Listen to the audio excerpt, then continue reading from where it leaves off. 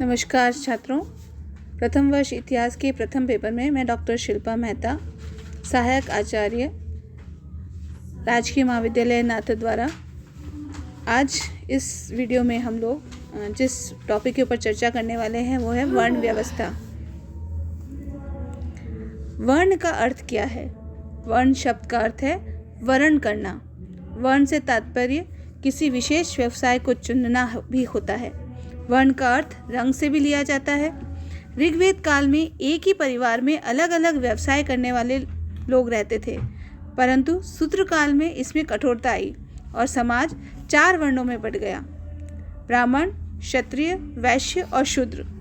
वर्ण व्यवस्था की उत्पत्ति के निम्न सिद्धांत हमारे को मिलते हैं। मुख्य रूप से 5 सिद्धांत इसके माने जाते हैं: दैवी सिद्धांत, गुण का सिद्धांत, रंग का सिद्धांत, कर्म का सिद्धांत और जन्म का सिद्धांत।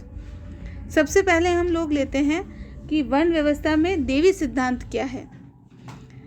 देवी सिद्धांत का आधार ऋग्वेद का पुरुष सूक्त है। इसमें एक विराट पुरुष की कल्पना की गई है, जिसके मुख से ब्राह्मण, बाहु से क्षत्रिय, उरु से वैश्य और पैर से शूद्र की उत्पत्ति मानी गई है। गुण सिद्धांत में इसका आधार सांख्य दर्शन है। इसमें मनुष्य जब अपने गुण के अनुसार वर्ण प्राप्त करता है उसे गुण सिद्धांत कहा जाता है। जब हम रंग सिद्धांत की बात करते हैं तो ऋग्वेद युग में वर्ण का प्रयोग रंग के अर्थ में भी किया जाता था।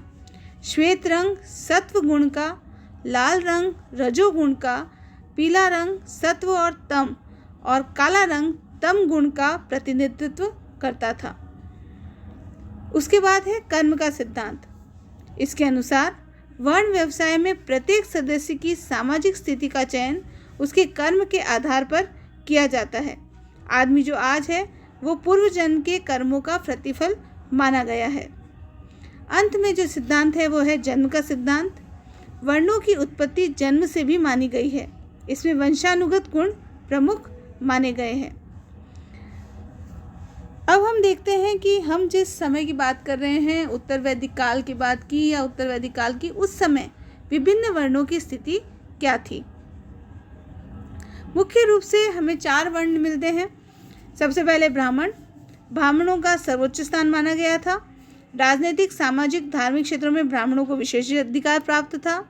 उनके स्वधर्म के अंतर्गत जो काम उनके माने गए थे वे थे वेद पढ़ना, वेद पढ़ाना, यज्ञ करना, करवाना, दान देना और दान लेना।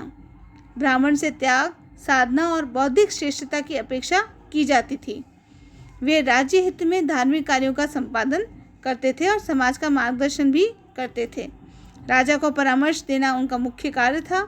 सभी वर्णों को शिक्षा देने का दायित्व भी उन्हीं का ही था। यज्ञ से जो सामग्री बच जाती थी वे सब ब्राह्मण की ही मानी जाती थी।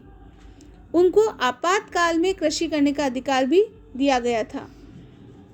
इसके बाद जो वर्ण आता है वो है क्षत्रिय। उनका मुख्य कार्य शासन करना और सैन्य कर्म था। राज्य और समाज की रक्षा करना उनका सबसे प्रमुख कर्म था। कौटिल्य के अनुसार, कौटिल्य अर्थात चाणक्य, उनके अनुसार क्षत्रिय के प्रमुख कर्मों में अध्ययन, यज्ञ करना, शस्त्र धारण करना और भू रक्षण की गणना की गई है। युद्ध में जो सामग्री विजित की जाती थी उस पर राजा का अधिकार माना जाता था। क्षत्रिय सैनिक और राजपुरुष राजा के वेतनभोगी व्यक्ति होते थे। तीसरे नंबर पे जो वर्ण आता है वो है वैश्य। ब्रह्मा के उदर से उत्पन्न वैश्य वर्ण अपने उदर की पूर्ति के साथ साथ समाज की अर्थव्यवस्था एवं भरण पोषण का भार भी वहन करता था। उनका कर्म था कृषि कर्म, पशुपालन, व्यापार, उद्योग धंधे, दान देना आदि। साथ ही साथ वेदों का अध्ययन भी उनको अधिकार प्राप्त था। समाज में उस वर्ण का तीसरा स्थान इसको प्राप्त था और कर देने का मुख्य कार्य इनके द्वारा ही किया जाता था। चौथा वर्ण था शूद्र।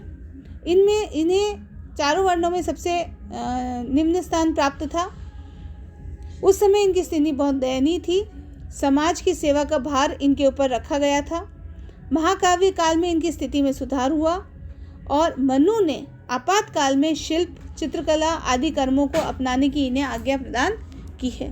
तो इस प्रकार हम देखते हैं कि चारों वर्ण अपने अपने कर्मों के कारण अलग अलग विभाजित थे और इनके कर्म भी बिल्कुल अलग अलग माने गए हैं और इनके द्वारा समाज में रहते हुए अपने कार्यों को संपादित किया जाता था।